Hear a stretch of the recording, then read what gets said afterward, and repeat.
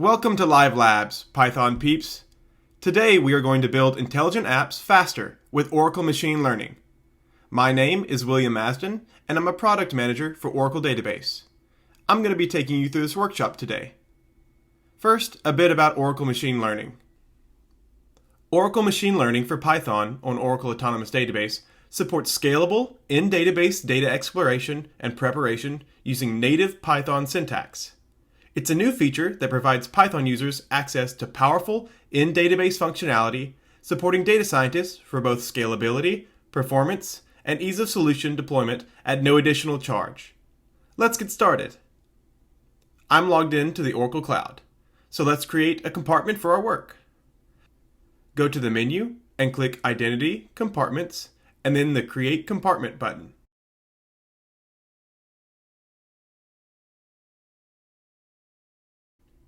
Name your compartment and give it a description.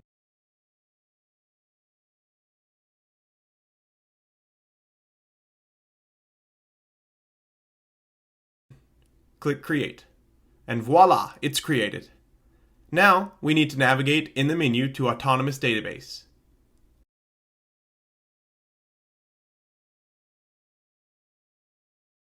Select the compartment we just created and click Create.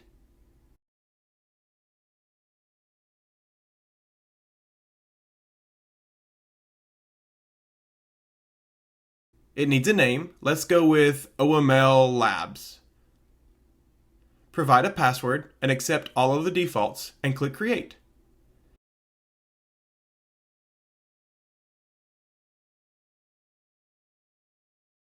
It really is that easy to create a database now in Oracle. Let's go to Tools, Database Actions, and log in as admin.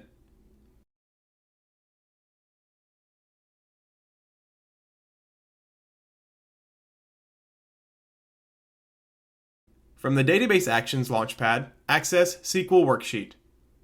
I'm going to copy the code from the Live Labs to create two users, OML User and OML User 2.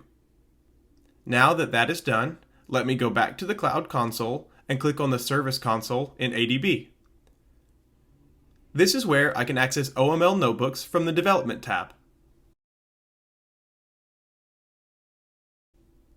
I'll sign in as the OML user I just clicked on. In the lab, I downloaded a zip file with all the notebooks for this lab. OML notebooks are a collaborative UI to perform data analytics, data discovery, and visualize data. Let's import all of the files I downloaded off screen. I'll click on Lab 1 and click the gear icon in the top right.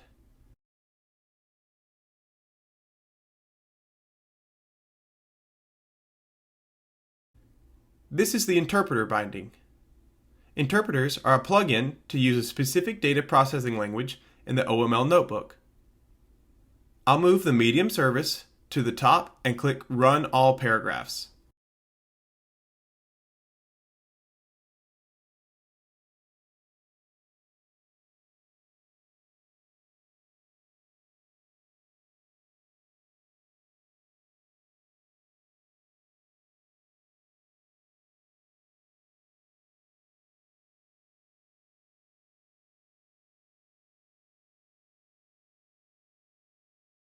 Let me view what the paragraphs did. Let's go back to the Notebooks landing page and choose Lab 1A.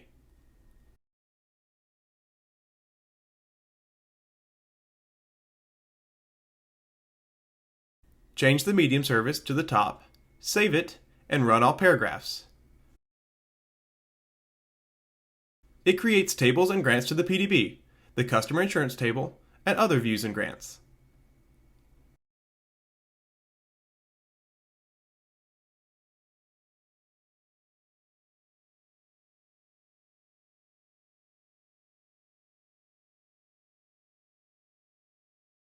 Back to the notebooks and Lab 2. Modify the medium service, then run.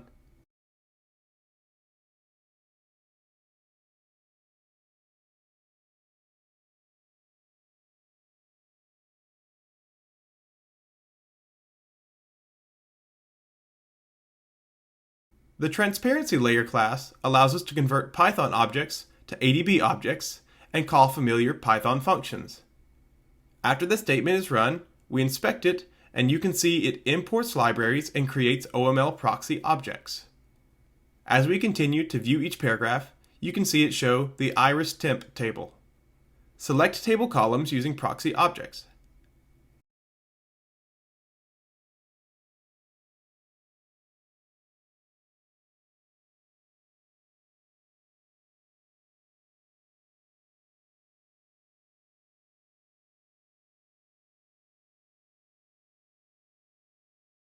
Create a temp table and use the append argument to append the data to an existing table. The replace function that substitutes yes, no for 1, 0.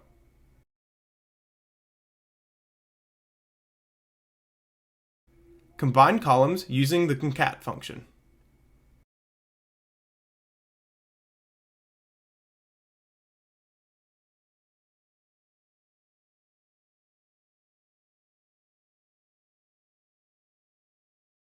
Use the merge function to perform cross joins and left outer joins.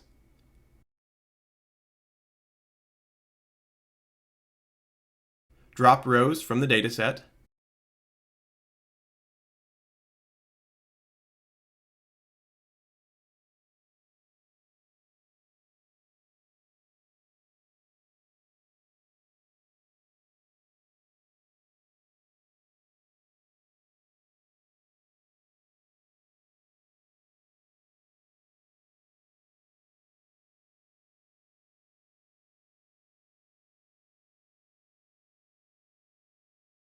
Use the split and kfold functions to split series data into random sets. Split by column.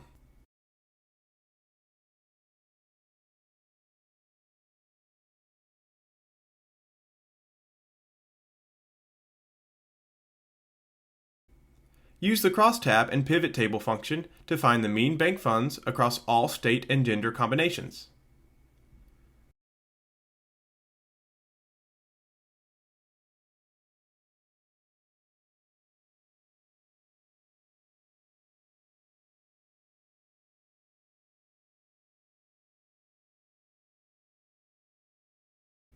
OML for Python provides functions for rendering graphical displays of data, like OML boxplot and OML hist to generate box and histograms in the database, using the matplotlib to render the output. We can see the output in these two graphs.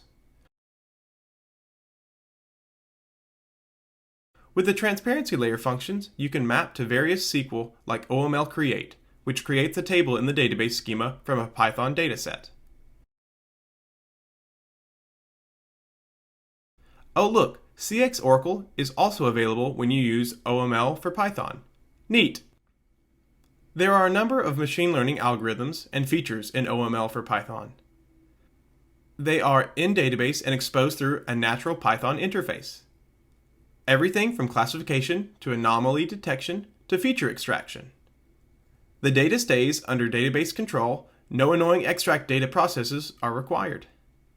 It brings the algorithms to the data. So back to the notebook.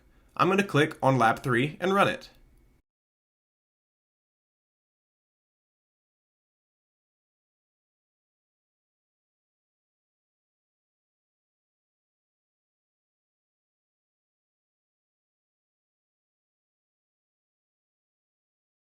In the notebook, you can see how the lifetime value of a customer was predicted using regression. The data randomly split and a regression model built incorporating things like age, car ownership, home ownership, dependents, and bank funds, and etc.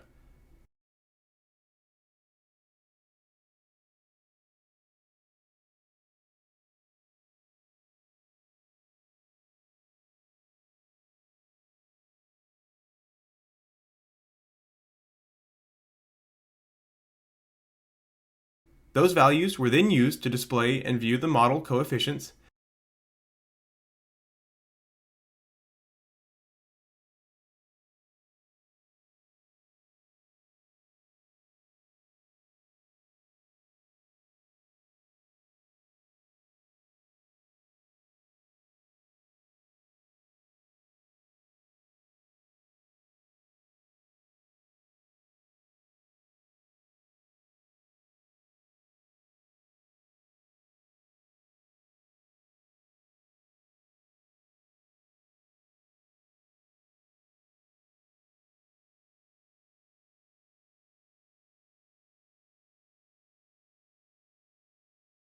And finally, by customer ID, the lifetime value and predicted values are displayed. All done in the database and plotted in a scatter chart. This was plotted using matplotlib and against prediction errors to see if there were more attributes that were missed.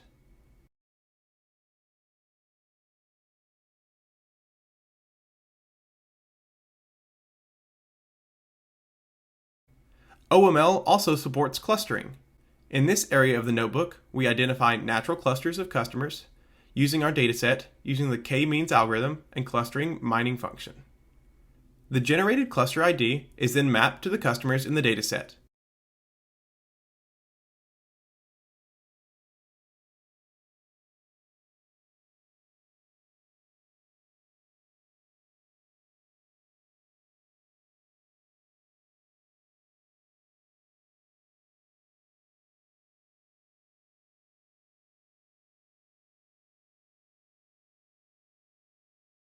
Then, using MATLib, a scatter plot is generated by income and LTV. Partition models are also supported to help provide better accuracy via multiple targeted models. In the task on your screen, I predicted the number of years a customer resided at their residence based on gender. So based on gender, the prediction according to LTV is done via a partitioned model. The various customers were then scored and SQL used to display prediction details.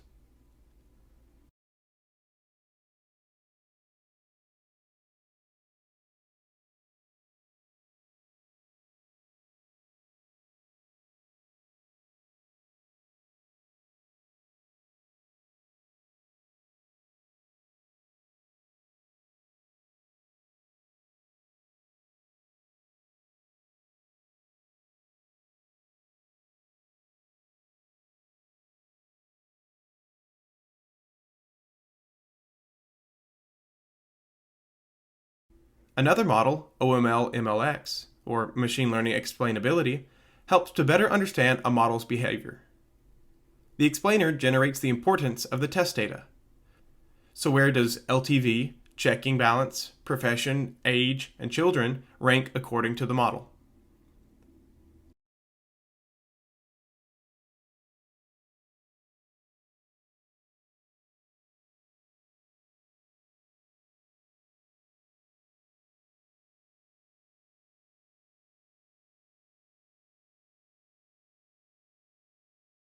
Let's see how to use and work with OML for Python data stores in the script repo. A data store and the objects it contains persist in the database until explicitly deleted. Click on Lab 4 and run all the paragraphs.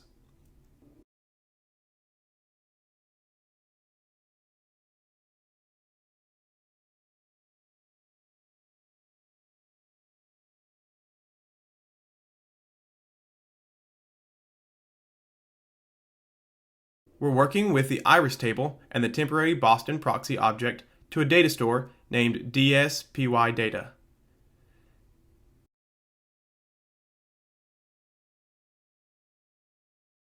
These are then saved to the Autonomous database. Tables are not the only ones.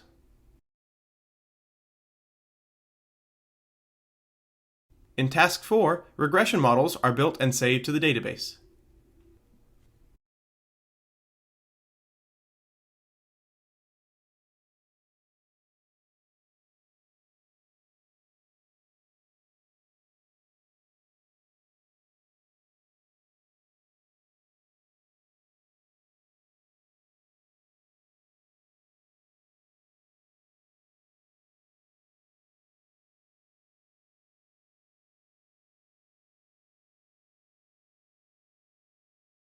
The data stores and other details like name and object stores can be displayed via the show command and additional contents like size, length, row, and column count. They can also be deleted.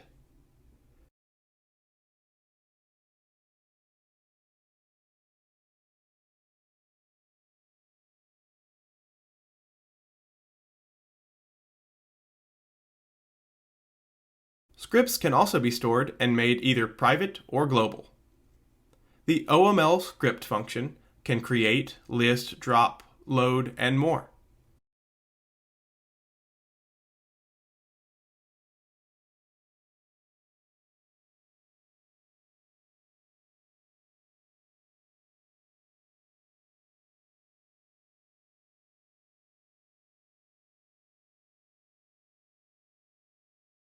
Also, if you want users to use global functions, Task 12 shows how to do this.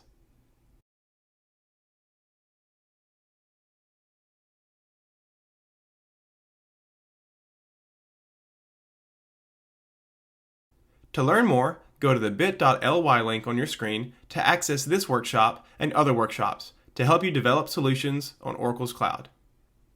Thanks for watching, and see you in another timeline, or maybe just another live lab.